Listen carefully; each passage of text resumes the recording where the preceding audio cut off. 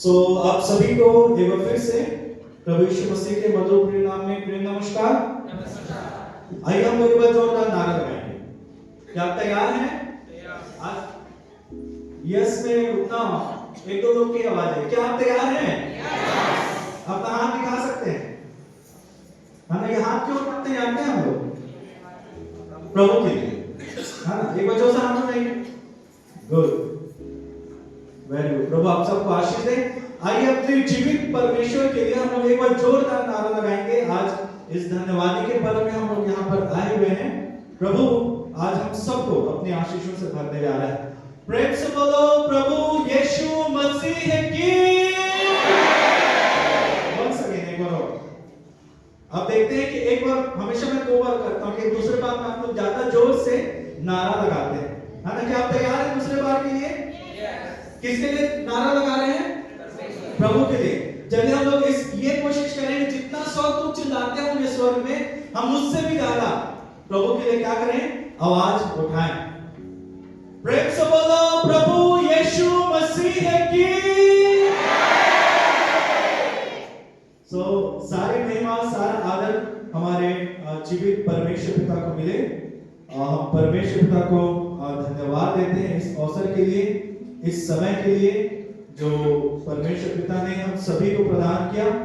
और आप सब भी जो यहाँ पर आए हुए हैं आज की इस आराधना में भाग लेने के लिए, आप सबका एक बार फिर से इस वचन के समय में, विशेष समय में हम स्वागत करते हैं। साथ ही साथ हमारे संचालक महोदय को, भाई परियर दास को भी बहुत बहुत धन्यवाद आपके सुंदर संचालन की सेवकाई के लिए कि प्रभु ने जो है आपकी सहायता की। और हम जो है आराधना के पहले भाग में सारी बातों को बड़े ही व्यवस्थित रीति से प्रभु के नाम की महिमा के लिए कर पाए हैं। आज धन्यवादी पर्व हम लोग मनाने के लिए आए हैं। पासवान परिवार की ओर से भी आप सबको धन्यवादी पर्व की बहुत सारी शुभकामनाएं। आप सबको बहुत बहुत शुभकामनाएं। ये धन्यवादी पर्व आप सबके लिए आशीष का कारण हो और ये धन्यवादी पर्व हमको फिर से क्रिसमस की उस खुशियों में और बड़े आनंद के साथ लेके जाने वाला हो सके। आज मैं बहुत आनंदित हूँ, खुश हूँ, क्योंकि आज पूरा चर्च जो है एकदम खचाखच भरा हुआ है ना? क्या आप खुश हैं? क्या आप खुश हैं? है ना? हम सब खुश हैं। क्यों? क्योंकि हम परमेश्वर के भवन में यहाँ पर आज बैठे हुए हैं। और आज एक विशेष विषय को लेके मैं आप लोगों के सम्मुख खड़ा हुआ हूं। और मेरा आज का विषय है, स्क्रीन थोड़े से कई जगह क्लियर नहीं हो पा रहे हैं, लेकिन फिर भी मैं आशा करता हूं कि आपको दिख रहा होगा। चढ़ावा किसको? आज एक विषय को लेके मैं आप लोगों के सम्मुख खड़ा हुआ हूं। मेरा विषय है चढ़ावा किसको, है ना? ये धन्यवाद का जो पर्व होता है वो चढ़ावे के संदर्भ में होता है। और इसी कारण मैंने ये विषय लिया है, चढ़ावा किसको। और आइए जल्दी से 4 बातों के द्वारा मैं आपको इस बात को बताऊंगा और हम समझने की कोशिश करेंगे कि चढ़ावा का मतलब जो है क्या है। हो सकता है कि आप जानते हो सकता है कि आप ना भी जानते हो। यदि आप जानते हैं तो वेल एंड गुड है, आपके लिए रिवाइज हो जाएगा। और यदि आप नहीं जानते हैं तो आज हम लोग सीखने की कोशिश करेंगे। 4 बातें। पहली बात जिसमें हम लोग सीखेंगे कि चढ़ावा किसको, हम लोग देखेंगे परमेश्वर एक्चुअली में है कौन, है ना? परमेश्वर कौन है। दूसरी बात हम लोग देखेंगे कि सही बलिदान क्या है। जब हम लोग चढ़ावा चढ़ाते हैं तो सही बलिदान क्या है। तीसरी बात मैं आपको बताऊंगा बलिदान के स्थान कितना इंपॉर्टेंट है जब हम चढ़ावा चढ़ाते हैं। और चौथी बात जो है, इसी चढ़ावे के संदर्भ में एक चेतावनी जो है वो हम लोग परमेश्वर के वचन से देखेंगे। आइए इस समय हम लोग अपनी बाइबल में से, यदि आप अपनी बाइबल लाए हैं, जरूर स्क्रीन में है, लेकिन इसका मतलब ये नहीं है कि हम बाइबल ना निकालें। आप सभी से निवेदन है कि कृपया करके जरूर आप लोग अपनी बाइबल का उपयोग जरूर करें। और आज परमेश्वर के दास के द्वारा, पास्टर सुशांत जी के द्वारा वचन का हिस्सा हमारे बीच में पढ़ा गया। कौन सा वचन उन्होंने पढ़ा था? इब्रानी 9 उसका 9 और 10। आइए हम लोग इसको एक बार देखेंगे। जब मैं यहाँ से पढ़ता हूँ, मैं पद 8 से पढ़ूंगा, है ना। 9 और 10 पास्टर जी ने पढ़ा था, पद 8 को भी मैं इसमें जोड़ रहा हूं। यहां पे लिखा हुआ है, इसी से पवित्र आत्मा यही दिखाता है कि जब पहला तंबू खड़ा है तब तक पवित्र स्थान का मार्ग प्रकट नहीं हुआ है।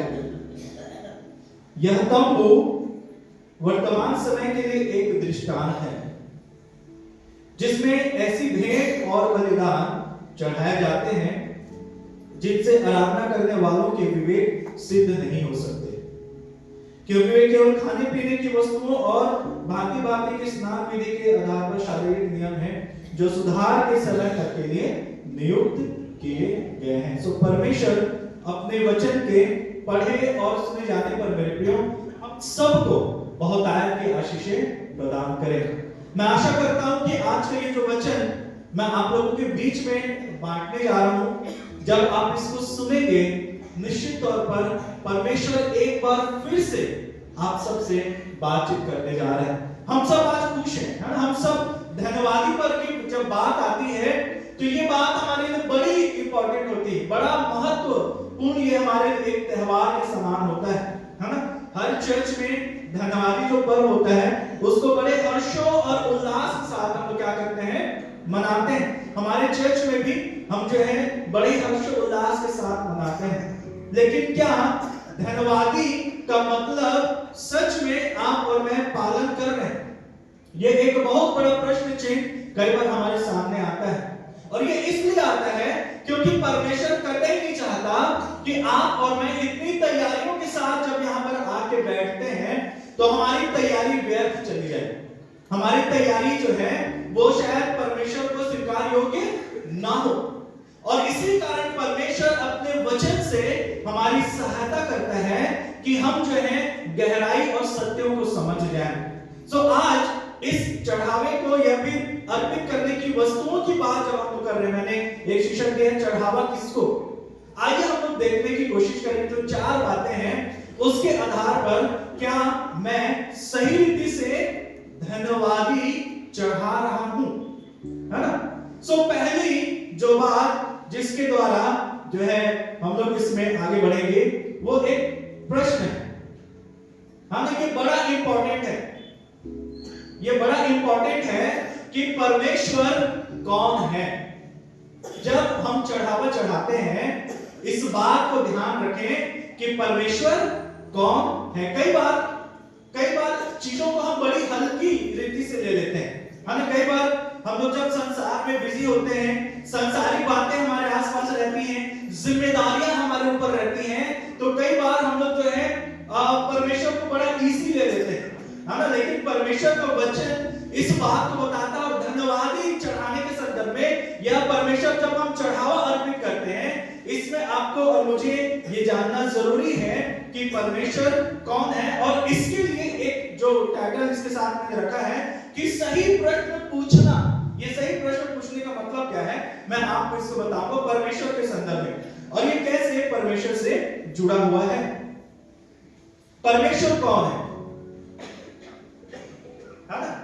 यदि आप देखेंगे तो इस बात को पाएंगे, परमेश्वर का वचन यहां पर इस बात को बताता है। यदि नॉर्मली हम लोग देखें तो परमेश्वर जो है वो स्वर्ग में विराजमान राजा हम लोग उसको बोलते हैं, है ना, सबके ऊपर अधिकार रखने वाला। लेकिन परमेश्वर का वचन गिनती उसके 23 उसके 19 पद में इस बात को कहता है परमेश्वर कौन है। लिखा हुआ है परमेश्वर मनुष्य नहीं है। ध्यान दीजिएगा, कई बार गंभीरता की बात जब आती है चढ़ावा चढ़ाने के लिए या चर्च में आने के लिए, चर्च में आके बैठने के लिए, इस बात को जरूर आप लोग ध्यान में रखिए। परमेश्वर का वचन इस बात को बताता है कि परमेश्वर मनुष्य नहीं है, आपके और मेरे जैसा वो मनुष्य नहीं है। और कई बार हम लोग परमेश्वर से जो है बड़े साधारण तरीके से व्यवहार कर बैठते हैं, क्योंकि हम जो है संसारिक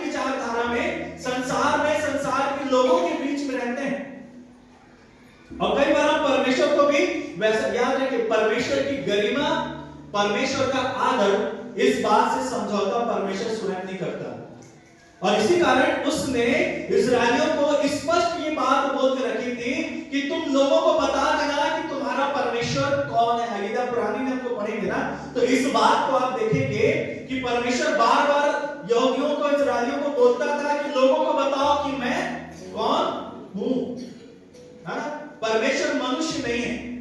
हमने इस बात को देखने की कोशिश कर रहे हैं। यहाँ पे लिखा हुआ है कि वह झूठ बोले और न वह आदमी की अपनी इच्छा बदले। उसका जो स्वभाव है वो अपनी इच्छा नहीं बदलता। बहुत महत्वपूर्ण चीजों में वो अपने कार्य को बड़े अधिकार के साथ करता है।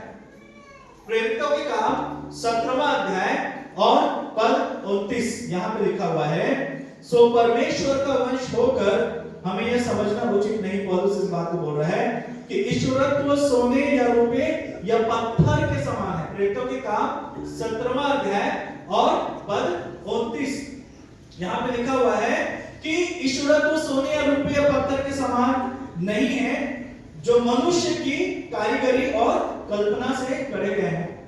जो मनुष्य की कारीगरी और कल्पना से करे गए हैं, मतलब बहुत सारे ऐसे आपको ईश्वर दिखेंगे जो इस रीति से मनुष्य जो है वो बनाता है। लेकिन पौलुस इस बात को बोल रहा है कि ईश्वरत्व जो है वो सोने या रुपये पत्थर समान है।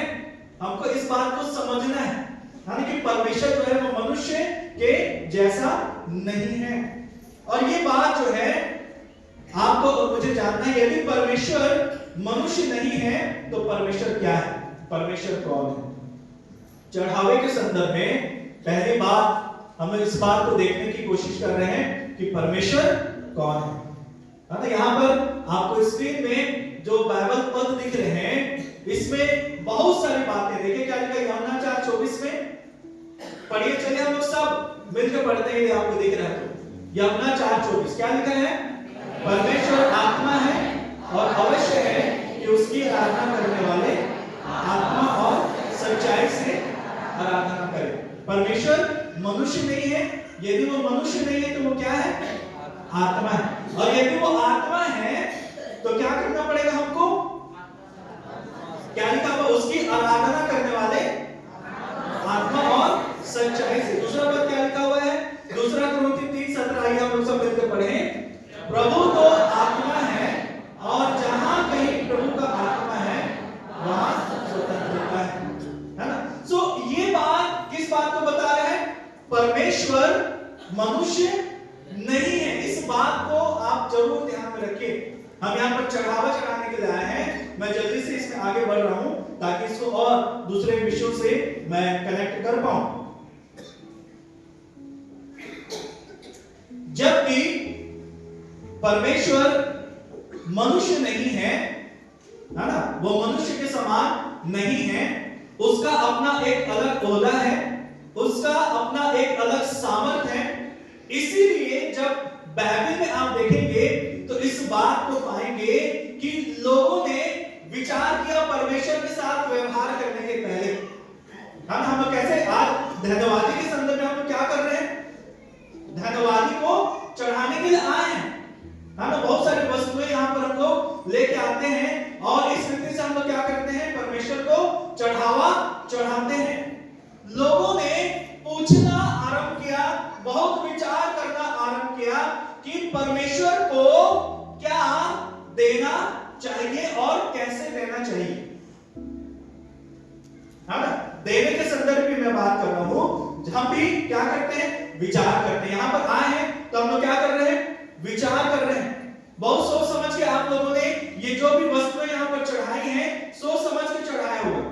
हमें क्या कोई ऐसा है क्या जो बिना सोचे समझे ला के किसी ने यहाँ पर कोई चीज चढ़ा दिया, है ना। विचार किए होंगे।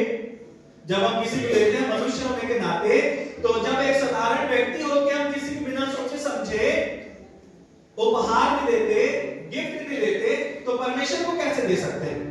तो जरूर मैं आशा करता हूं जब आप लोग इसको लेके आए हैं तो सोचे होंगे, विचार किए होंगे। और इसी कारण परमेश्वर के वचन में भी परमेश्वर के लोगों ने विचार किया, सोचा कि वो परमेश्वर जो मनुष्य नहीं है, वो परमेश्वर जो आत्मा है, तो उसके साथ जब हम लोग व्यवहार करें, क्योंकि हम तो हाड़ और मांस के बने हुए मनुष्य हैं, वो परमेश्वर आत्मा, तो कैसे हम लोग व्यवहार करें, कैसे एक कनेक्शन एक हाड़ और मांस के बने हुए मनुष्य और आत्मा जो परमेश्वर है उसका हो सकता है ना? ये एक बड़ा प्रश्न है। एक हाड़ और मांस का बना हुआ मनुष्य दूसरे हाड़ और मांस के बने हुए मनुष्य से बहुत इजीली क्या कर सकता है? संपर्क कर सकता है, कनेक्शन का हो सकता है, बातचीत हो सकती है, दोस्ती हो सकती है, बड़ा साधारण है। लेकिन यही पे समस्या आती है कि जब आप आत्मा रूपी परमेश्वर जो आपके और मेरे जैसे हाड़ मांस का बना हुआ मनुष्य नहीं है, उसके साथ जब आप और मैं व्यवहार करें, तो क्या अगर इसी कारण लोगों ने क्या किया? प्रश्न करना आरंभ किया। मैं जल्दी से इसमें आगे बढ़ूंगा। यहाँ पे लिखा हुआ है, मीका ने पूछा, मैं यहोवा के सम्मुख क्या लेके आऊं? ध्यान दीजिएगा, ये बड़ा गंभीर प्रश्न है। मीका क्या बोलता है? मैं यहोवा के सम्मुख क्या लेके आऊं? वो क्या बोल रहा है? और ऊपर रहने वाले परमेश्वर के सामने मैं कैसे झुकूं? क्योंकि वो जानता था कि परमेश्वर कौन है। ये बात बड़ी महत्वपूर्ण है। परमेश्वर को इजली या परमेश्वर को हल्का कई बार मनुष्य जो है वो लेता है अपने जीवन में। परमेश्वर के साथ जब व्यवहार करने की बात आती है ना, तो कई बार ऐसा लगता है आई गई वाली बात जो हम लोग कई बार करते हैं, वो कई बार हम लोग परमेश्वर के साथ व्यवहार करने के समय में करते हैं, और ये बात बड़ी गंभीर है मेरे लिए। परमेश्वर का वचन इस बात में गहरी चेतावनी और बड़ी गंभीरता और बड़े एक बड़ी बड़ी बातों को परमेश्वर बोलता है। और यहाँ पर मीका पूछ रहा है कि मैं क्या लेकर यहोवा के सम्मुख आऊं? दाऊद भजन संहिता 116 उसके 12वें पद में बोलता है, मैं उसको क्या दूं? एक प्रश्न यहाँ पर है। जब ऐसा प्रश्न परमेश्वर के साथ साथ चलने वाले लोगों ने पूछा, तो क्या आज आप और मैं परमेश्वर से प्रश्न पूछते हैं? है ना? परमेश्वर को जब देने की बात आती है, क्या हम अपनी इच्छा से परमेश्वर को कुछ देते हैं या उसकी इच्छा से परमेश्वर को कुछ देना चाहते हैं? ये एक बड़ा ही महत्वपूर्ण प्रश्न है। और इसके संदर्भ में परमेश्वर का जो वचन है वो इस बात को बताता है कि हमारी सहायता जब तक कोई ना करे, आप और मैं इस कार्य को, देने वाले कार्य को नहीं कर सकते। है ना? लोगों ने क्या किया? प्रश्न पूछा। क्या हम प्रश्न पूछते हैं परमेश्वर को देने के समय? यदि प्रश्न नहीं पूछते हैं मेरे प्रियो, तो इसके लिए याद रखिए, जब हम परमेश्वर को कुछ भी देने के लिए आते हैं, बड़ी तैयारी, प्रार्थना और समर्पण के साथ हमको उन चीजों को करने की जरूरत है।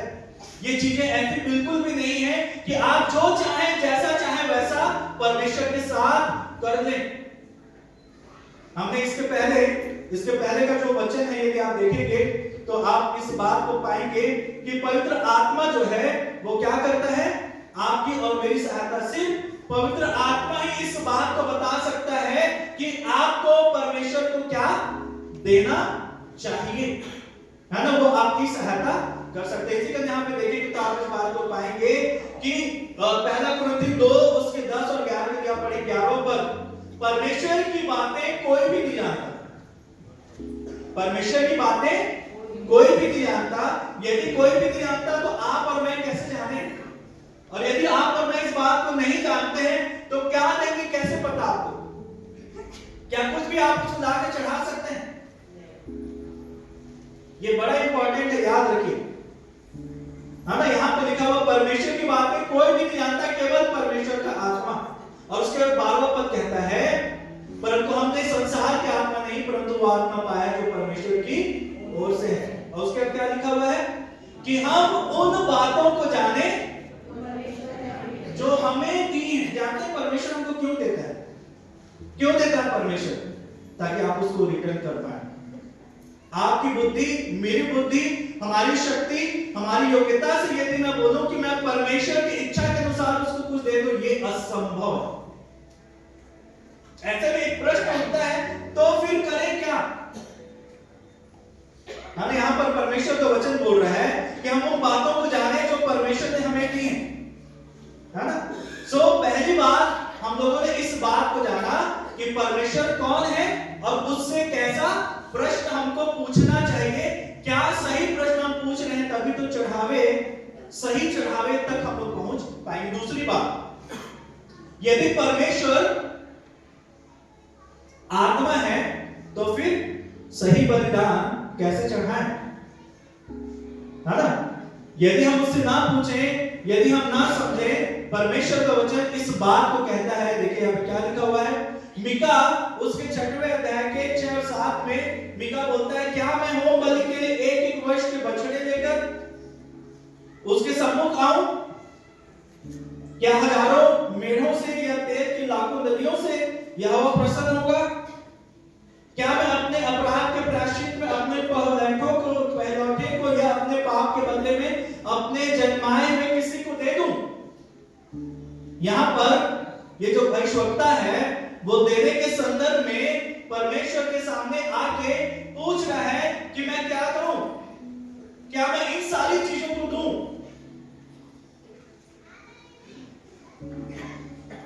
ये सारी चीजें क्या दिख रही है यहां पर? क्या लिखा हुआ है? 1 वर्ष का बछड़ा, मेढ़े, तेल, है ना, पहलौठा, अपना जन्माए हुए को देना। ये सारी चीजें तो हम लोग देते हैं ना। हाँ, यही सारी चीजें हम लोग क्या करते हैं परमेश्वर को। लेकिन यहां पर मीका जो है वो प्रश्न पूछ रहे हैं कि क्या यही चाहता है परमेश्वर? यदि आप इसी अध्याय को और आगे पढ़ेंगे तो आप इस बात को पाएंगे कि परमेश्वर इन सारी बातों को एक किनारे रखता है। धन्यवाद के संदर्भ में यह जरूरी है मेरे प्रियो कि हम इस बात को जाने कि परमेश्वर पिता को कैसा चढ़ावा भाता है, जबकि वो शारीरिक व्यक्ति नहीं है, वो आत्मा है।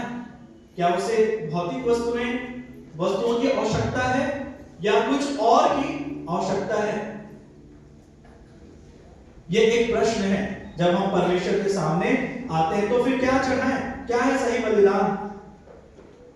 यहां पर मैं जल्दी से आपके सामने इस बात को आपको बताना चाहता हूं, चूंकि परमेश्वर आत्मा है तो परमेश्वर को आत्मिक बलिदान चाहिए, और यही आत्मिक बलिदान जब हम चढ़ाते हैं तब वो परमेश्वर इन सारी वस्तुओं को स्वीकार करेगा। कई बार हम क्या करते हैं, ये सारी वस्तुएं लाके हम परमेश्वर के सामने रख देते हैं, चाहे वो धन हो, चाहे दौलत हो, चाहे वो हमारे घर की चीजें हो। जो यदि आप जो मैंने पढ़ा इब्रानी पत्री 9वां अध्याय उसका 8 पद को ध्यान दीजिएगा। मैं पढ़ रहा हूं, यहाँ पे क्या लिखा हुआ है। यहां पर तंबू की बात कही गई है, परमेश्वर के भवन की बात कही गई है ना। उस समय तंबू में आराधनाएं होती थी। तंबू में आके हम क्या करते हैं, किस चीजों को कैसे करते हैं, ये बड़ा महत्वपूर्ण। यहां पर भी एक बहुत ही महत्वपूर्ण बात लिखी हुई है 8वां पद से। इससे पवित्र आत्मा यही दिखाता है कि जब तक पहला तंबू है तब तक पवित्र स्थान का मार्ग प्रकट नहीं हुआ है ना। पहला तंबू 2 भाग था तंबू में, है ना, एक पवित्र स्थान और दूसरा परम पवित्र स्थान। उसके बाद लिखा हुआ है यह तंबू वर्तमान समय के लिए, वर्तमान के लिए लिखा हुआ है ना। वर्तमान समय के लिए क्या है, एक दृष्टांत है जिसमें ऐसी भेंट और बलिदान चढ़ाए जाते हैं जिनसे आराधना करने वालों के विवेक क्या नहीं होते, है ना। एक बहुत अजीब बात यहां पे लिखी हुई है, आप जो चढ़ा रहे हैं इससे आपका विवेक सिद्ध नहीं हो रहा है। तो इसी कारण ध्यान दीजिए कि प्रभु को क्या चढ़ाना है, ये बड़ा इंपॉर्टेंट है। प्रभु को बलिदान पसंद है, लेकिन कैसा बलिदान, आत्मिक बलिदान। कई बार हम लोग आत्मिक बलिदान के ऊपर ध्यान ही नहीं देते हैं और सिर्फ संसारिक और भौतिक वस्तुओं को लाके यहाँ पर हम रख लेते हैं। यदि आज भी आप ऐसा कर रहे हैं, आपका ये बलिदान परमेश्वर के सामने स्वीकार योग्य क्या है, स्वीकार योग्य, तो फिर क्या मतलब इनका चढ़ाने का, क्या किया गया, क्या है रास्ता।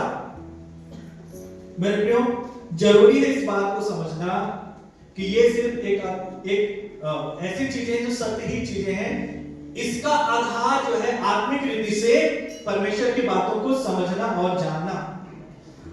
आइए हम लोग देखेंगे कि आत्मिक बलिदान कैसा होता है और क्या आप और मैं उस आत्मिक बलिदान को आज इस धन्यवादी के समय में चढ़ाना चाहते हैं। पहली जो बात है ना, आत्मिक बलिदान जो है वो क्या है? आत्मिक बलिदान कोई भौतिक वस्तु नहीं है। ध्यान दीजिएगा, जब आप आत्मिक बलिदान की बात करते हैं, ये कोई भौतिक वस्तु नहीं है, बल्कि एक पहला जो एक बहुत सारे आत्मिक वरदान, एक वरदान जो मैं बलिदान जो मैं आपके सम्मुख रख रहा हूं वो क्या है? आज्ञाकारिता। याद रखिएगा, यदि आप परमेश्वर को कुछ चढ़ाना चाहते हैं तो आप क्या चढ़ाएंगे? आज्ञाकारिता। परमेश्वर का वचन पहला शामुएल उसके 15वें अध्याय के 22 पद में इस बात को कहता है। शामुएल ने कहा, क्या यहोवा, पढ़िए तो कोई, क्या यहोवा होम बलियों और मेल बलियों से प्रसन्न होता है? क्या यहोवा होम बलियों और मेल बलियों से प्रसन्न होता है? इस तरह की अपनी बात के माने जाने से प्रसन्न होता है।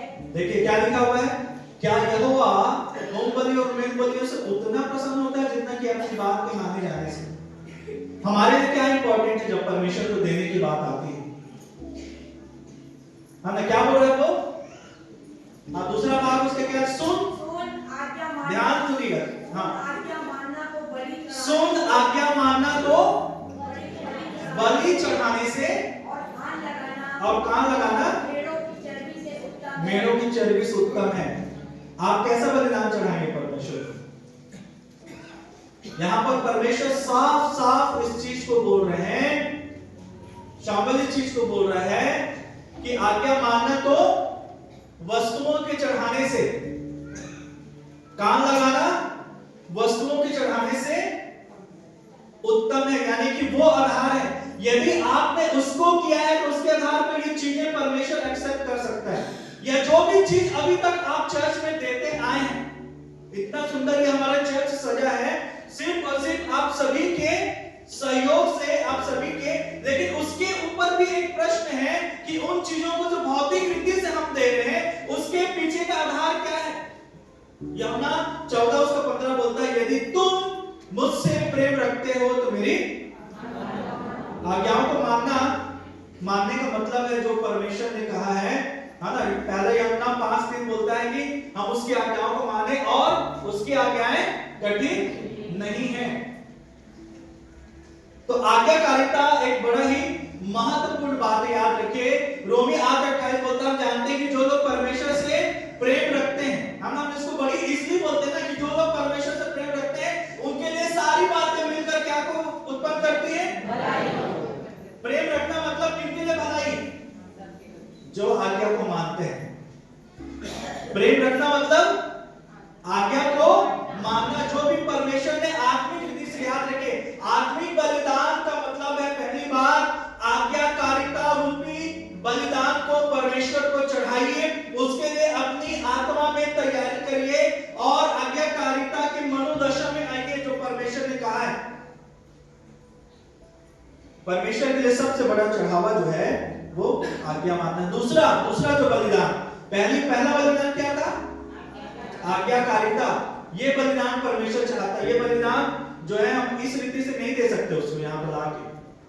दूसरा है आत्मिक बलिदान, टूटा और नम्र हृदय प्रदर्शित करना। यहां पर एक फोटो मैंने डाली, क्या दिख रहा है इसमें? है ना? कुछ लोगों को दिख रहा होगा, पीछे नहीं दिख रहा होगा, माफी चाहेंगे इसके लिए, है ना? एक हृदय जो टूटा हुआ होना चाहिए। टूटा हुआ हृदय जो है वो चाहता है परमेश्वर बलिदान के रूप में। क्या आपके पास है? चलिए व्यक्तिगत रीति से पूछिए, आज धन्यवादी के दिन में आप आए हैं, क्या टूटा हुआ हृदय लेके आए? नहीं आए तो परमेश्वर स्वीकार नहीं करेगा।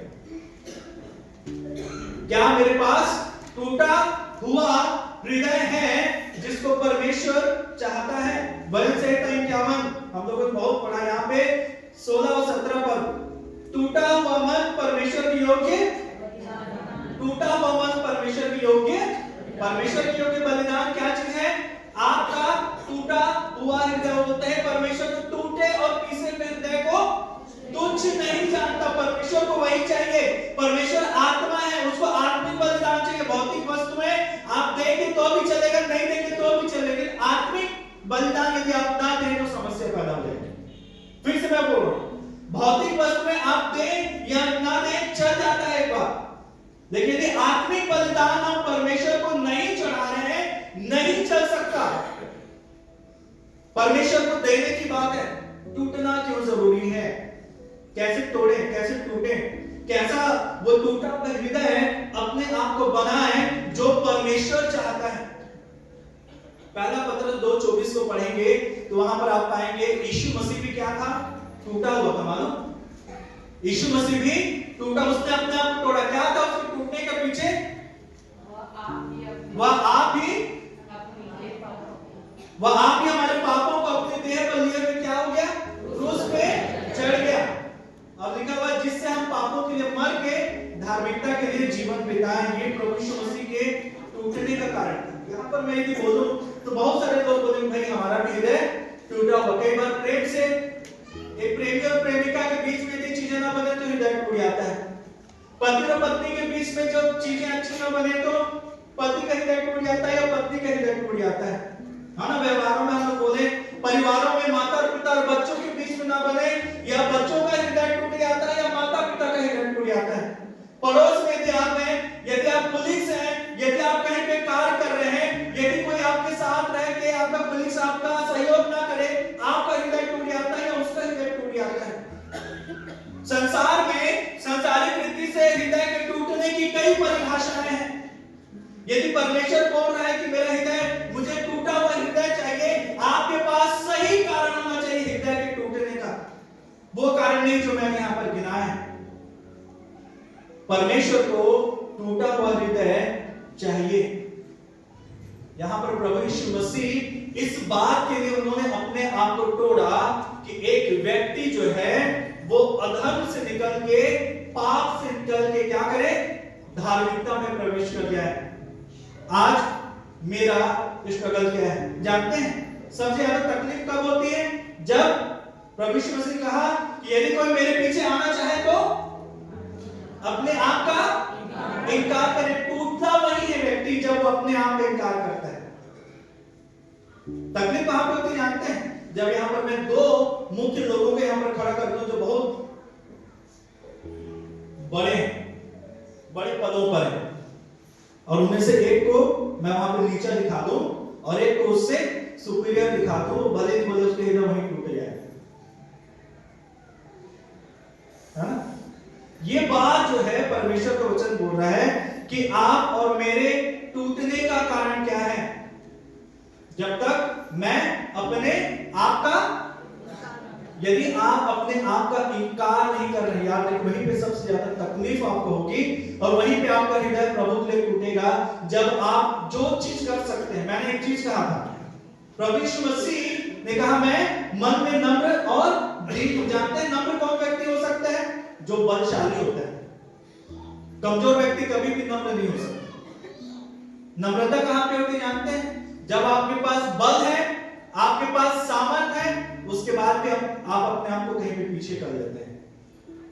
आप बोल सकते हैं, आप तो बोलने वाला कोई है नहीं बेहतर, लेकिन फिर भी आप अपने आप को वहां पे पीछे कर लेते हैं। लीडिंग करने में, चीजों को करने में आप बहुत अच्छे हैं, लेकिन आप वहां पर अपने आप को पीछे कर लेते हैं। कई बार चर्चेस में क्या होता है, कुर्सी का खेल चलता है ना, राजनीति में भी कुर्सी का खेल चलता है। एक बार यदि मैं कुर्सी पे बैठ गया तो मैं उठूं कहीं।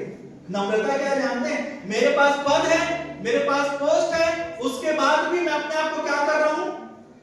वहां से पीछे कर रहा हूं कि कोई यदि वैसा ही व्यक्ति मेरे सामने तो आके मेरे उस काम को कर दे। किसके लिए? प्रभु के नाम की महिमा के लिए। टूटना जरूरी है मेरे प्रियो। जब हमारा हृदय टूटा हुआ है और प्रभु भी टूटा हुआ था, क्या दोनों हृदय में कोई समानता है? जब तक समानता ना हो, टूटा हुआ हृदय हम प्रभु को अर्पित नहीं कर सकते, क्योंकि परमेश्वर टूटना इसलिए जरूरी है क्योंकि टूटा हुआ हृदय ही नम्र होगा और जो हृदय नहीं टूटता वो घमंड से भरा हुआ होता है।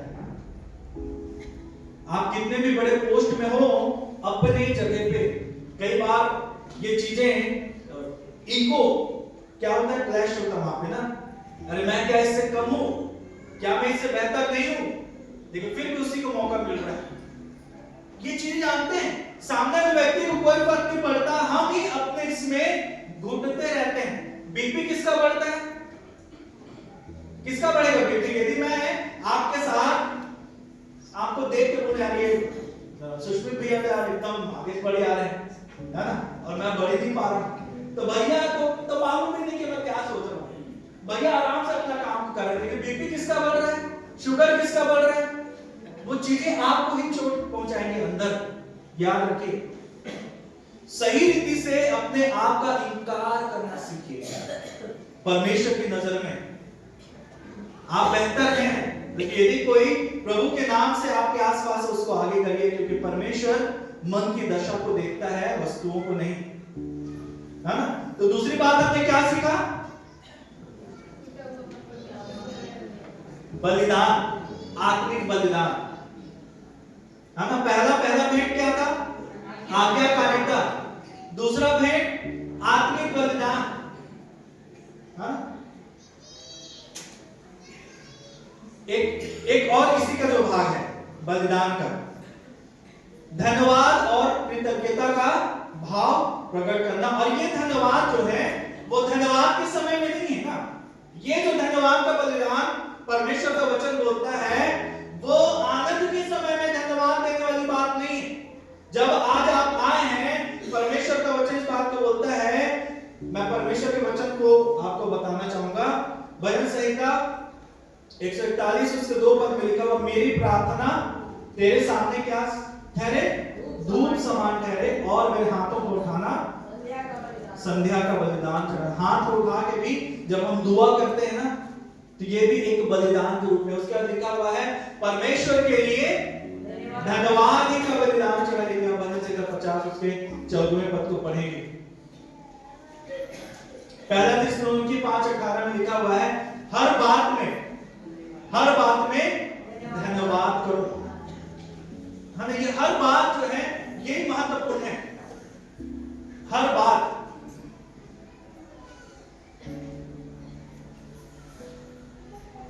हर बात में क्या करो, धन्यवाद करो। हर बात का मतलब क्या है?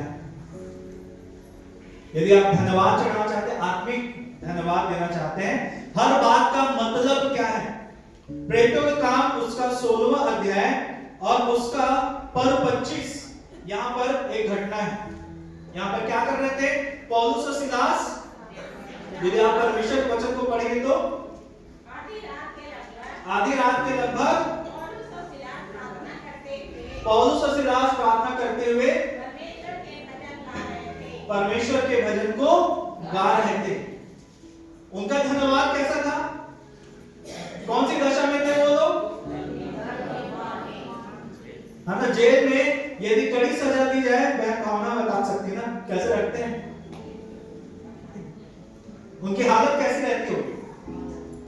ये पौलुस और सिलास की भी हालत वैसी ही थी। वैसे इसमें धन्यवाद का कोई गीत गाए तो उसको बोलेंगे कि यहां से ये थोड़ा सा उसका बोलते हैं सरक क्या बोलते हैं, है ना। लेकिन पौलुस और सिलास के बाद क्या सच में उनका दिमाग जो था वो डगमगा गया था? धन्यवाद का बलिदान चढ़ाना बड़ा इंपॉर्टेंट है। क्या ऐसी बात थी उनके जीवन में?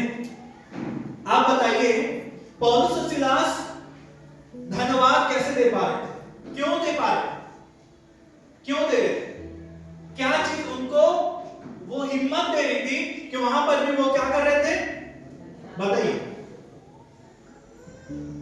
धन्यवाद का बलिदान चढ़ाना है, इसी का मैं इस बात को पूछ रहा हूं कि पौलुस और सिलास उनके हाथ और पैर को बांध दिया गया था, आराम से ना वो लेट सकते थे ना बैठ सकते थे, उनको मारा जाता था, पीटा जाता था, दर्द में थे, तकलीफ में भी थे। एक सामान्य व्यक्ति वहां पे क्या करता? निराश होके आशा छोड़ देता, या तो उसकी मौत हो जाती या फिर चुपचाप पड़ा रहता। ये लोग तो वहां पर क्या कर रहे थे?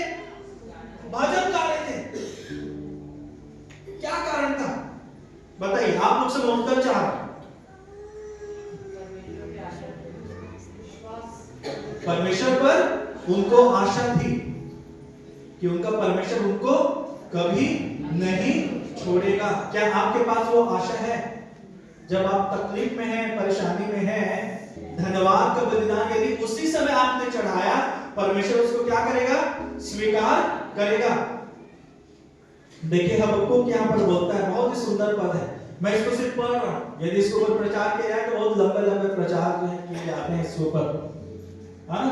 क्योंकि चाहे अंजीर के वृक्षों में फूल ना लगे और न दाख लताओं में फल लगे, जलपाई के वृक्ष से केवल धोखा पाया जाए और खेतों में अन्न न उपजे, भेड़शालाओं में भेड़ बकरियां न रहें और खानों में गाय और बैल न हो।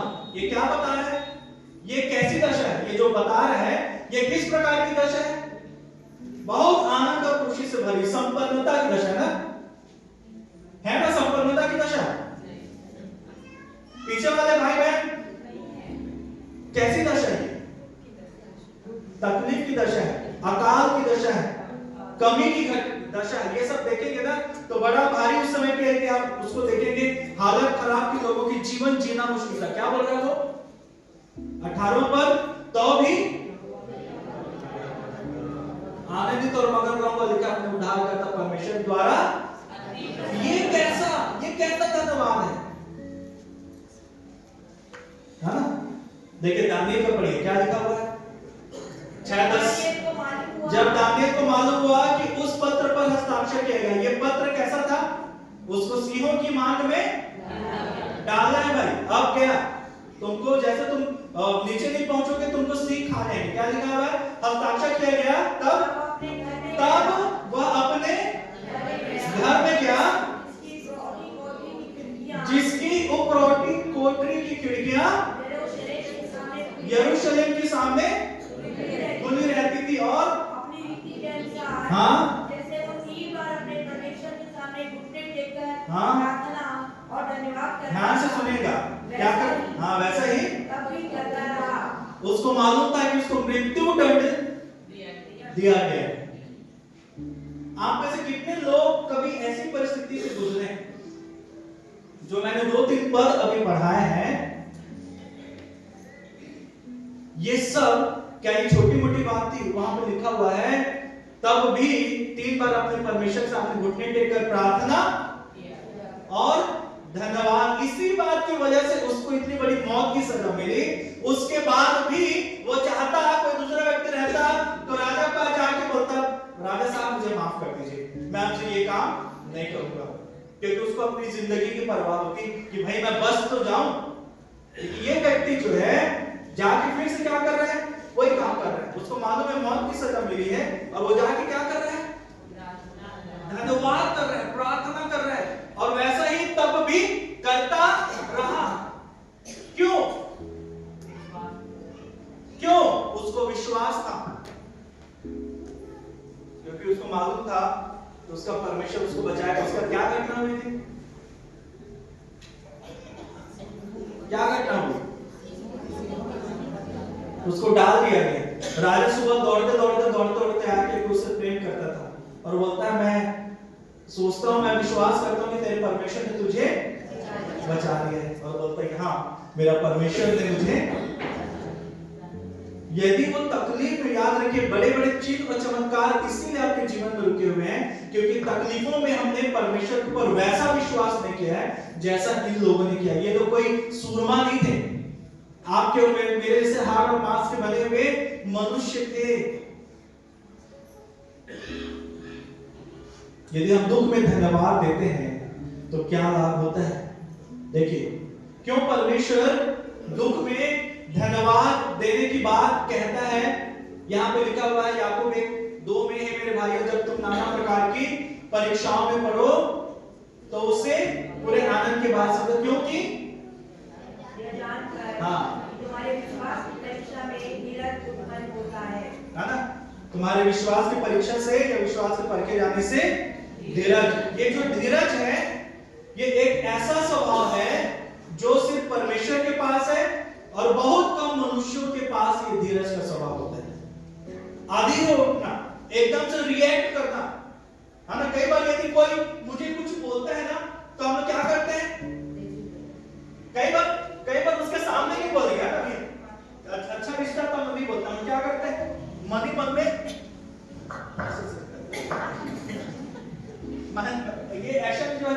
वाह। सिंपल सी बात है ना? कई बार मुंह में भी बोल देते हैं। धीरज की बात यहाँ पर बोल रहे हैं। देखिए भजन संहिता 119:71 बहुत सुंदर बात बोलता है, जो दुख मुझे हुआ है वह भला ही हुआ है। क्या हम ऐसा बोल सकते हैं? या ये बोले कि जो दुख मुझे होगा, चलिए मेरे पीछे बोलिए, जो दुख मुझे होगा वह भला ही होगा। दाऊद ने बोला कि जो दुख मुझे हुआ वह भला ही हुआ, जिससे मैं तेरी विधियों को, यानी कि प्रभु के साथ कैसे हम लोग जीवन को जिए उसको सीख पाऊं।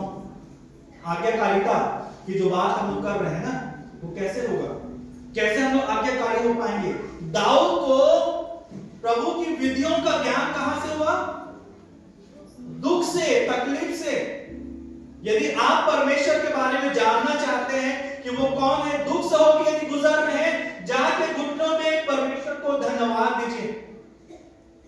लोग बोलते हैं हाँ, जैसे अय्यूब को बोला ना लोगों ने, हाँ तेरे साथ इसीलिए ऐसा हुआ है, तेरे साथ इसीलिए ऐसा हुआ है, तेरे साथ इसलिए ऐसा हुआ है। शैतान खड़े के कान में बार बार डाल रहा है।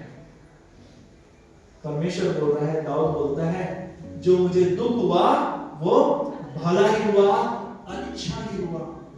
और यदि दुख नहीं हो रहा तो आपको भला नहीं। आप बोले पास्टर जी क्या बात बोल रहे हैं, धन्यवादी के दिन में आनंद की बात करनी चाहिए, तो आप तो उल्टा पुल्टा बात कर रहे हैं। यदि आपके साथ दुख नहीं हो रहा, आपका भला नहीं होगा। आत्मिक रीति से ध्यान दीजिए, क्योंकि परमेश्वर का करने का तरीका, परमेश्वर का व्यवहार करने का तरीका, परमेश्वर का अपने लोगों से प्रेम जताने का तरीका और उनको संवारने का तरीका संसार से बिल्कुल उल्टा है। यदि आप दुख से होकर गुजर रहे हैं, प्रभु को धन्यवाद दीजिए। यदि नहीं गुजर रहे हैं तो जाके 40 दिन को उपवास करके प्रार्थना करिए कि प्रभु मेरे जीवन में दुख आने दीजिए। पहला पत्रस 1:6 मैं बहुत पसंद करता हूं इस पद को, जहां पर परमेश्वर वचन कहता है, इस कारण तुम मगन होते हो, यद्यपि अवश्य कि कुछ दिन तक नाना प्रकार की परीक्षाओं के कारण उदास। ध्यान दीजिएगा, यह किस लिए है? यह किस लिए है? यह इसलिए है कि तुम्हारा परखा हुआ विश्वास, जो आग से ताए हुए नाशवंत सोने से कहीं अधिक बहुमूल्य है,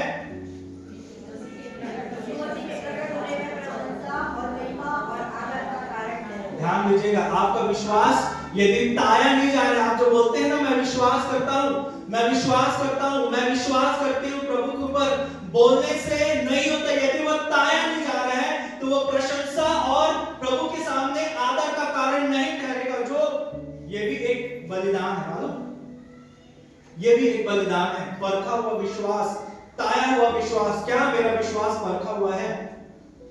कई बार जब सब कुछ अच्छा चलता रहता है, इसको मत समझिए कि आपके जीवन में प्रभु की बरकत है। बाइबल को निकाल के देखिए, पढ़िए कि मेरा जीवन और बाइबल में जो लोगों का जीवन बताया गया उसमें कितनी समानता है।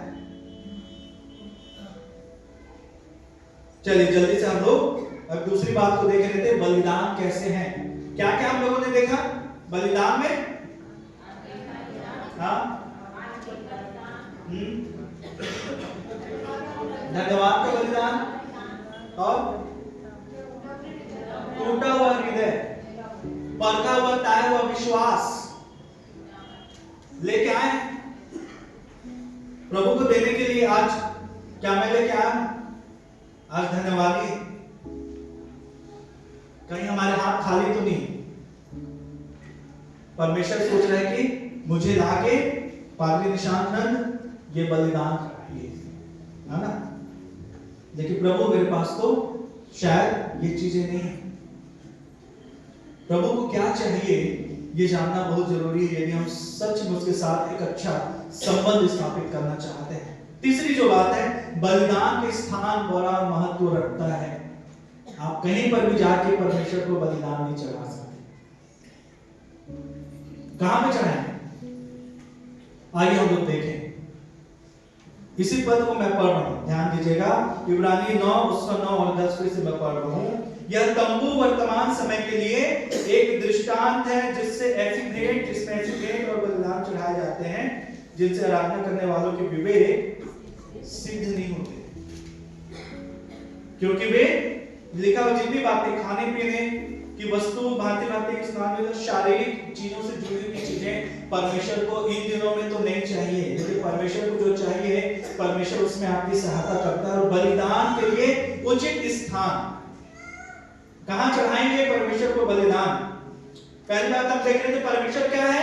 आत्मा है। परमेश्वर क्या है? आत्मा। इस कारण उसको आत्मिक बलिदान ही चाहिए, दूसरे बलिदान नहीं। यहां पे लिखा हुआ क्या तुम नहीं जानते कि तुम परमेश्वर का मंदिर हो? क्या तुम नहीं जानते? पहला कुरिन्थियों 3:16 लिखा है, क्या तुम नहीं जानते कि तुम परमेश्वर का मंदिर हो? तो कहां चढ़ाएंगे बलिदान? पहला पत्र 2:5 लिखा, तुम भी जीवते पत्थरों के समान आत्मिक घर भवन बनते जाते हो, जिससे याजकों का पवित्र समाज बनके ऐसे आत्मिक बलिदान चढ़ाओ जो यीशु मसीह के द्वारा परमेश्वर को स्वीकार हो। लिखा हुआ है ऐसे बलिदान चढ़ाए जो स्वीकार हो, मतलब ऐसे भी बलिदान है जो स्वीकार नहीं किए जाते, जो हम लोग अभी देख रहे थे कि आत्मिक बलिदान ही परमेश्वर स्वीकार करता है। और लिखा हुआ इफिसी 1:21 में, जिसमें सारी रचना मिलकर एक साथ प्रभु में एक पवित्र मंदिर बनती आती हो, जिसमें तुम भी आत्मा के द्वारा परमेश्वर के निवास स्थान होने के लिए एक साथ बनाए जाते हो। तो ये जो जगह है मेरे प्रियो, ये हमारा प्रभु कहां निवास करता है? मुझ में निवास करता है। कहां निवास करता है? तो मुझ में यदि वो निवास करता है तो वो आत्मा है, इस कारण मेरे हृदय में वो निवास करता है, और इसी कारण मुझे आत्मिक बलिदान भी यहीं पर उसको देना होगा। यहां पर टूटा हुआ मन, आज्ञाकारिता, पश्चाताप, त्याग व विश्वास यहां पे लाके रखेंगे क्या? कैसे दिखता है? रख पाएंगे? कहां पे करेंगे? मेरे हृदय में यदि मैंने उसको नहीं दिया तो शायद आज तक प्रभु इस बात के लिए मलाल कर रहा है कि मुझे पादरी निशांत ने अभी तक बलिदान। आप बोलेंगे पास्टर क्या बात कर रहे हैं, हम तो हर महीने इसको लाके चढ़ाते हैं। परमेश्वर क्या आपको नहीं मालूम कि आपको दिखता नहीं? कैसा बलिदान चढ़ाना चाहते हैं, कहां चढ़ाना चाहते हैं? याद रखें, वो बलिदान आपने सही जगह पे नहीं चढ़ाया, इसको लाके आप यहां पे भी रखने के वो स्वीकार हो गए। पुलपिट में लाके रख दीजिए, यहां पे लाके रख दीजिए, यहां पे भी लाके रख दीजिए। सही स्थान में सही चढ़ावा चढ़ाइए। परमेश्वर हमसे इस बात को कहता है मेरे प्रियो। एक चेतावनी को रख के मैं आज के इस संदेश को समाप्त कर रहा हूं। कई बार हम लोग बिना सोचे समझे चढ़ाते हैं क्योंकि हमको जानकारी नहीं होती। कई बार जानकारी होती है तो हम जानना नहीं चाहते या समझना नहीं चाहते। आइए एक वचन मैं आपको पढ़वाता हूं। हाँ, यहाँ पर लिखा हुआ है, मैं यहोवा मन की खोजता, यिर्मयाह 17:10, मैं यहोवा मन को खोजता और उसके हृदय को जांचता हूं। याद रखिए, परमेश्वर मेरे बलिदान को यहां से जांच रहा है, वो आत्मिक बलिदान को जांचता है, इन वस्तुओं को नहीं जांचता, वो आत्मिक बलिदानों को जांचता है। यदि आज तक हमने आत्मिक बलिदान नहीं चढ़ाया है तो सोचिए कितना अरसा, कितना समय हमने बर्बाद कर दिया है। परमेश्वर मन को खोजता है, हृदय को जांचता है, ताकि प्रत्येक जन को उसकी चाल चलन के अनुसार अर्थात उसके कामों का फल दूं। चलिए मलाकी उसका पहला अध्याय निकालिए और ध्यान से सुनिएगा जिसको मैं पढ़ रहा हूं। ये बड़ा ही महत्वपूर्ण है, आखिरी समय है, लेकिन एक चेतावनी के साथ आज के धन्यवाद के समय को मैं समाप्त कर रहा हूं। लिखा हुआ है 6वां पद, पुत्र पिता का और दास स्वामी का आदर करता है। यदि मैं पिता हूं तो मेरा आदर मानना कहां है, और यदि मैं स्वामी हूं तो मेरा भय मानना कहां है? ये परमेश्वर प्रश्न कर रहा है। आज शायद ये प्रश्न मेरे लिए हो। यदि मैं पिता हूं तो मेरा आदर मानना कहां है? यदि मैं स्वामी हूं तो मेरा भय मानना कहां है? सेनाओं का यहोवा, तुम याजकों से भी जो मेरे नाम का अपमान करते, हम सब सिर्फ पासवान याजक नहीं, हम सब क्या है? याजक परमेश्वर के क्या है? याजक है। लिखा हुआ है तुम याजकों से भी जो मेरे नाम का अपमान करते हो यही बात पूछता है। सेनाओं का यहोवा तुमसे पूछता है। पादरी निशानकंद, सेनाओं का यहोवा तुमसे पूछता है। परंतु तुम पूछते हो कि हमने किस बात में तेरे नाम का अपमान किया? कई बार हम बोलते हैं ना, क्या सच में किए हैं क्या? खुद में ये प्रश्न भी हो सकता है। लिखा हुआ तुम मेरी वेदी पर अशुद्ध भोजन चढ़ाते हो। जानते हैं अशुद्धता कहां पर है? यहां पर कितना भी पका के लाइए, सैनिटाइजर से सैनिटाइज करके लाइए, he will not accept that। क्यों? क्योंकि वेदी पर, वेदी क्या है? वेदी मेरा हृदय है। यदि लिखा परमेश्वर बोल रहा है तुम वेदी पर अशुद्ध भोजन ठहराते हो, चढ़ाते हो, तो भी तुम पूछते हो हम किस बात में तुझे अशुद्ध ठहराते हैं? इस बात में भी कि तुम कहते हो यहोवा की मेज तुच्छ है। और उसके बाद लिखा है जब तुम अंधे पशु को बलि करने के लिए समीप लाते आते हो तो क्या यह बुरा नहीं? जब तुम लंगड़े या रोगी पशु को ले आते हैं तो क्या यह बुरा नहीं? आत्मिक रीति से हम लोग परमेश्वर को आदि अधूरी और अयोग्य चीजें अपने हृदय में चढ़ा रहे हैं, यहाँ पर हम लोग रखते हैं। परमेश्वर इसी बात को बोल रहे हैं, क्या यह बुरा नहीं? अपने हाकिम के पास ऐसी भेंट ले जाओ, क्या वो तुमसे प्रसन्न होगा या तुम पर अनुग्रह करेगा?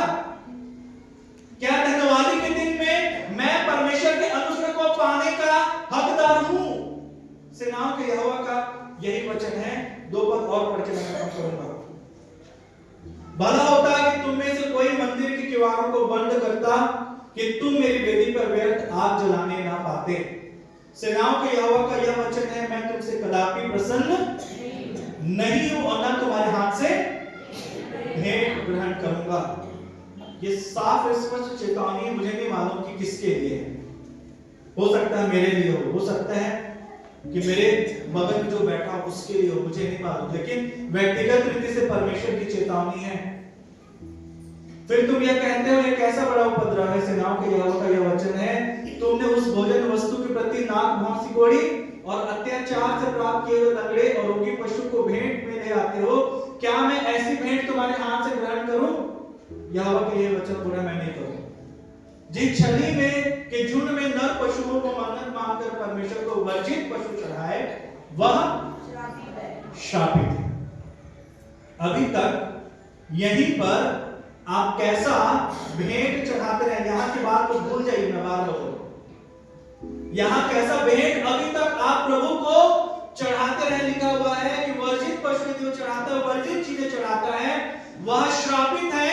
मैं तो महाराजा हूं, मेरा नाम अन्य जातियों में भय योग्य। सेनाओं के यहोवा का यही वचन है। आइए अपने आत्मिक पिता के लिए आत्मिक मंदिर में आत्मिक बलिदान धन्यवादी के रूप में चढ़ाएं। प्रभु आज के वचनों से हम सबको आशीषित करें। मेरे प्रियो, आइए अपने आप को जांचें, परखें कि सच में किस रीति से हम परमेश्वर के साथ व्यवहार करते हैं। परमेश्वर आज के इस वचन से हम सबको आशीष दें। मेरी शुभकामना है आप सभी के लिए जो आप लोग यहाँ पर हैं। मेरे प्रियो, प्रभु आप सबको बुद्धि दे, ज्ञान दे और समझ दे कि आप सब आज धन्यवादी के दिन में ये जो बातें आज हमने सीखी हैं, जानी हैं, इसके ऊपर आप लोग विचार करेंगे। और जब आप इसके ऊपर विचार करते हैं निश्चित तौर पर परमेश्वर अनुग्रह करने के लिए आपके साथ है। तो मैं आशा करता हूं आप सबको एक प्रश्न भी मिला है, विचार करने के लिए बातें भी मिली हैं और आपकी सहायता करने के लिए हमारा प्रभु जो है वो आपके साथ साथ बना हुआ है। आज का ये धन्यवादी पर्व आप सबको बहुत बहुत मुबारक। सही आत्मिक रीति से आत्मिक पिता को आत्मिक स्थान में धन्यवादी चढ़ाने में वो आपको प्रोत्साहित करे। प्रभु आप सबको आशीष दे। हमारे अत्यंत महान दयालु कृपालु त्रिएक परमेश्वर, धन्यवादी के दिन में आज धन्यवादी पर्व को मनाने के लिए हम सब यहाँ पर इकट्ठा हुए हैं। प्यारे पिता, यीशु के नाम से हमारी सहायता करें, मदद करें, अगुवाई करें। आज बहुत ही स्पष्टता से आपका वचन हम तक आया है पिता, क्योंकि आप हमसे प्रेम करते हैं। यहाँ पर उपस्थित हर एक जनों को मैं आपके हाथों में सौंपता हूँ। प्यारे प्रभु जी, धन्यवादी के बारे में हमारी विचारधारा बदलने पाए और हम सही रीति से अपने आप को प्रभु जी आपको और सही स्थान को और सही वस्तुओं का चुनाव करने वाले हो सके। प्यारे पिता, यहाँ पर उपस्थित हर एक जनों को हम आपके पवित्र नाम के बारे में यीशु के नाम से बांध देते हैं और आशीष देते हैं। प्यारे पिता होने दे कि प्रभु जी हम सब एक दूसरे के लिए आशीष का कारण बने रहें। हर एक भाई बहनों को उनके हृदय के विचारों को, उनके हृदय के विषयों को सबको आपके चरणों में अर्पित करते हैं। आज की आराधना में शुरुआत से लेकर अंत तक आपने हमारी सहायता की, आप हमारे साथ हैं प्रभु, इसलिए आपको धन्यवाद देते हैं। प्रभु जी जब हम यहाँ से वापस घरों की ओर जाते हैं और इसके पहले कि हम घर जाएं, प्रभु जी हम जब नीलामी के उस विशेष कार्य में भाग लेते हैं, आप हम सबके साथ हों और वहां से वापस घर जाने में हमारी रक्षा करें, सुरक्षा करें और फिर से आपके लिए गवाह बनने में आप हमारी मदद और अगुवाई करें। हर एक बातों को आपके हाथों में हम सौंपते हैं। आपकी प्रशंसा और बड़ाई करते हुए प्रभु जी अपने जीवनों को आपके हाथों में हम सौंप देते हैं और प्रभु जी सारी बातों में सारी महिमा, सारा आदर आपको देते हुए अपने जीवनों को आपके चरणों में अर्पित करते हुए हम मिल के भी यीशु मसीह के जीवित और सामर्थ्य नाम से मांग लेते हैं। सुन ग्रहण कर ले। आमीन।